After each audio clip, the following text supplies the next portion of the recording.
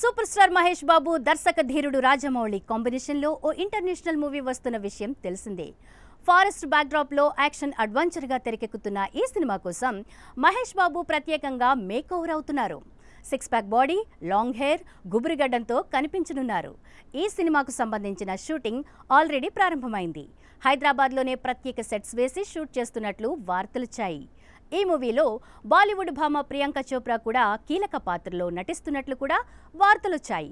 హైదరాబాద్లో జరుగుతున్న షెడ్యూల్లో ఈమె పాల్గొన్నట్లు కూడా ఫిలిం నగర్ టాక్. అందుకే గత కొన్ని రోజులుగా ప్రియాంక చోప్రా హైదరాబాద్లోనే ఉంటోంది.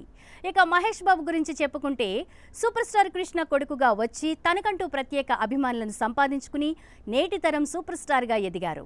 సినిమాల్లోనే కాదు, పర్సనల్ లైఫ్లో కూడా ఈ హీరో గురించి చిన్న మచ్చ కూడా కనిపించదు.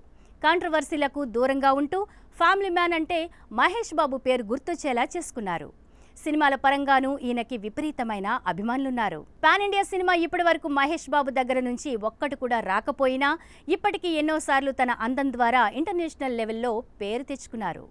ఇప్పుడు రాజమౌళి దర్శకత్వంలో వస్తున్న SSMB 29 ద్వారా పాన్ ఇండియా లెవెల్లో రికార్డులు సృష్టించేందుకు సిద్ధమైపోయారు. అయితే ఇప్పటి వరకు మహేష్ బాబు ఏ సినిమాలో కూడా పెద్దగా హెయిర్ స్టైల్ మార్చలేదనే చెప్పాలి. అంతేకాదు, రఫ్ అండ్ టఫ్గా గడ్డం, మీసాలతో కనిపించలేదు. అందుకే కొంతమంది మహేష్ బాబుది విగ్గు అని కామెంట్లు పెడుతూ ఉంటారు. అయితే రాజమౌళి సినిమా కోసం మహేష్ బాబు గెడ్డం, మీసాలు పెంచుకున్న సంగతి తెలిసిందే. అంతేకాకుండా కొత్త హెయిర్ స్టైల్ కోసం జుట్టు కూడా పెంచుకున్నాడు. ఈ క్రమంలో ఇవన్నీ కూడా పెట్టినవే అని ఒక వార్త వైరల్ అవుతోంది.